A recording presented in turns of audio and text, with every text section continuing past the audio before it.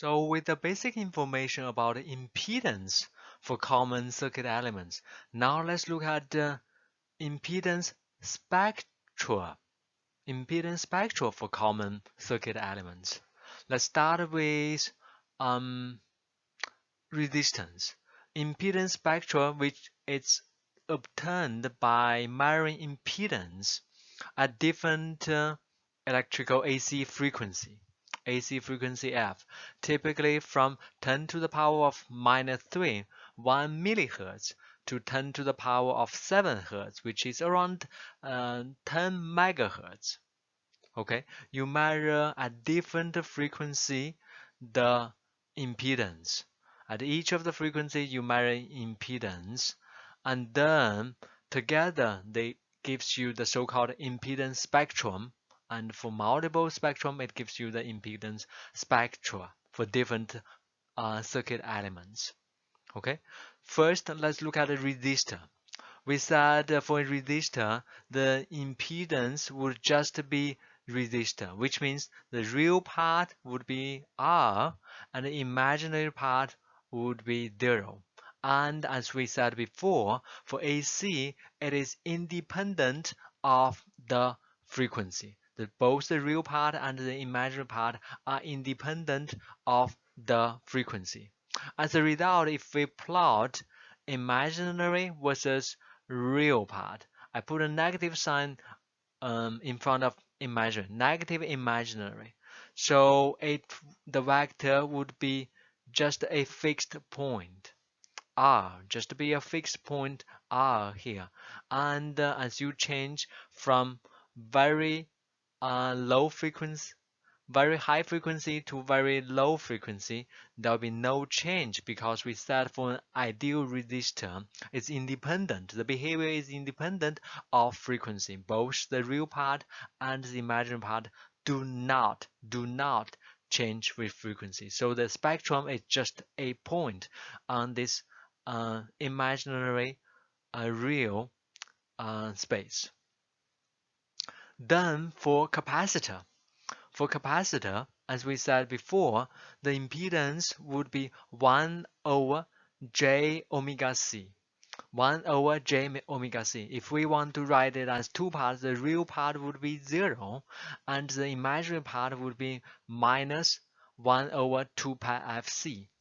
Minus 1 over 2 pi fc.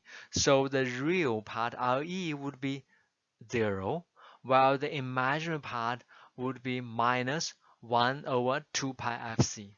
So what we see is that the real part is always 0. The real part is always 0. The imaginary part actually depends on two things. One is capacitor, but if the capacitor is fixed, it only depends on F, the frequency. So if the F is infinite, then the imaginary part would be 0, or the minus imaginary part would also be 0. And then as the frequency goes lower and lower, the imaginary part, the absolute value, goes higher and higher. So we would have something like this, going from 0 for extremely high frequency infinity to the imaginary part become larger and larger. The absolute value becomes larger and larger. So from the origin goes up if we plot minus imaginary. So imaginary is minus 1 over 2 pi f. So if the minus of imaginary would just be 1 over 2 pi f. And then as frequency decreases from infinity, this value would go higher and higher. So that is the impedance spectrum for a pure ideal capacitor. Then let's look at what if we put a resistor and a capacitor in series. We put a resistor R and a capacitor C in series. So the impedance would be set in series would just be ZR plus ZC. ZR would be just R, ZC would be minus J times 1 over 2 pi fc. Okay, so the real part would always be r, while the imaginary part would be minus 1 over 2 pi fc. So this gives us the relationship. Real part is r, imaginary part is minus 1 over 2 pi fc. So if we still plot imaginary part minus imaginary part versus real part, we would start from something like this. Okay, when the frequency goes towards infinity, extremely fast, very high frequency, the imaginary part would be 0, while the real part would be r. And then as the frequency decrease from infinity, the imaginary part, absolute value, goes higher and higher because the f value becomes smaller and smaller.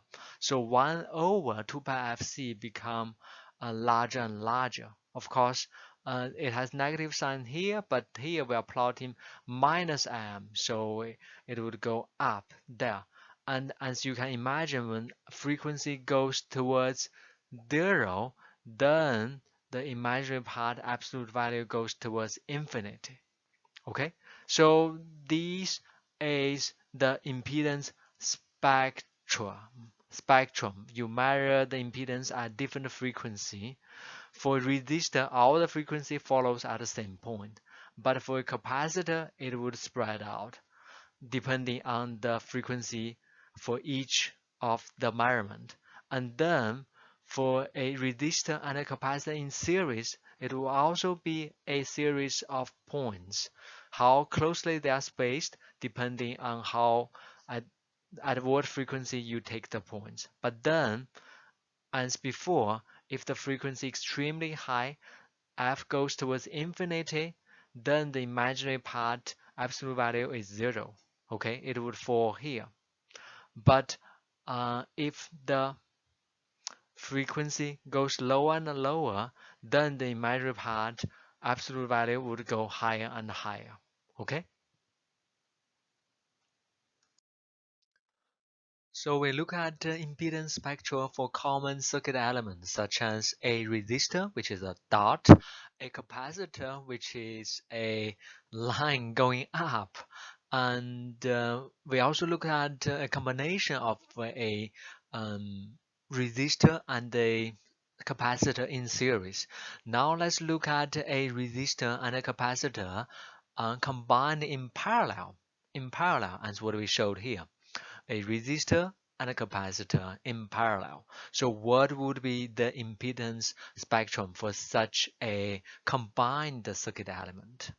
So impedance Z would be in parallel, would be as what we learned before. The parallel impedance would be the impedance for the resistance times impedance for the capacitor divided by impedance for the resistor plus impedance for the capacitor. Okay, and both the numerator and denominator we multiply by j omega c. So r j omega c plus this 1 over j omega c times j omega c becomes 1, and the numerator becomes just r. And then for complex number, we try to make the denominator into a real number. So we would times both the numerator and denominator by a common complex number, which is 1 minus r times j omega c. 1 minus r j omega c. In this way, the denominator would become 1 plus this term times this term. This term times this term. Actually, it's minus, but the j square give us the other minus. So we would have the omega rc square. And for both of these, and then the numerator we would separate into the real term r over the denominator, and then j put in the front, and then minus r, omega r square c over the denominator. Okay, so we would have the impedance for a capacitor and a resistor in parallel. We get the complex impedance, and then in this case the real term would be the first term here, R over 1 plus omega R sin squared. And then the imaginary part would be minus, don't forget minus, and then the omega R squared C divided by 1 plus omega R C, the whole thing squared. So then we would have the real part and imaginary part for this impedance for the combined or this parallel circuit element. Then we can do some mathematical manipulation. We can do some mathematical manipulation. RE, the real part, minus half of R, and then you do the square term of RE minus half of R, plus the imaginary term squared, and then we combine it. We would have something like this. After simplification, we would get the Re minus half of the resistance squared plus imaginary part squared would be half of R squared. Okay? So the real term minus a constant squared plus the imaginary term squared will be a constant squared, which is the half of resistance squared. This resistance squared. So what is this? From what we learned in analytical geometry, this equation is essentially a circle. Mathematically, would be a circle with center at r over 2, half of r, comma, that's the horizontal um, coordinate, and the vertical coordinate would be 0. That defines the center for this circle, and then the radius for that circle would be half r over 2 or half r. Okay, so if we plot it, we are plotting imaginary versus real. For imaginary, we put a negative sign in front. Negative imaginary versus real. We would have a circle, something like this. The center is at half of r here. For horizontal axis, vertical axis would be 0, and the radius for this circle would be half of r. Okay, so that will be the impedance spectrum for such a combined element, a resistor and a capacitor in parallel. Okay, if we look at it a little bit careful, when omega, our radio frequency, when omega goes towards infinity, very high frequency, omega goes towards infinity, so this term would be infinitely large, and Re term would be 0. Okay, Re term would be 0. And when omega goes towards infinity, the 1 you can drop, so this term would be omega, but the denominator is omega to the power of 2, so the result will be 1 over omega, which towards 0. So real part is 0, imaginary part is 0, which means when the radio frequency goes towards infinity extremely fast, we would be at the origin. Real part is 0, imaginary part or negative imaginary part is 0, so we would start from here. And then as we increase the radio frequency omega, it would follow the circle. And then at the other end, when omega goes towards 0, that is very low frequency, almost DC. When omega goes towards 0, as you see here, this term in the denominator becomes 0, so the real part would just be r over 1 plus this term 1 plus 0, and it will just be r. The real part will be r, this resistance, while the imaginary part, when omega radio frequency goes towards 0, the second term in the denominator is 0, and then the numerator is also 0, so the imaginary part also becomes 0, which means when omega goes towards 0, we would be here. The real part would be r, the imaginary part would be 0. And of course, the diameter for this semicircle would be r, while the height at the top would be half of r.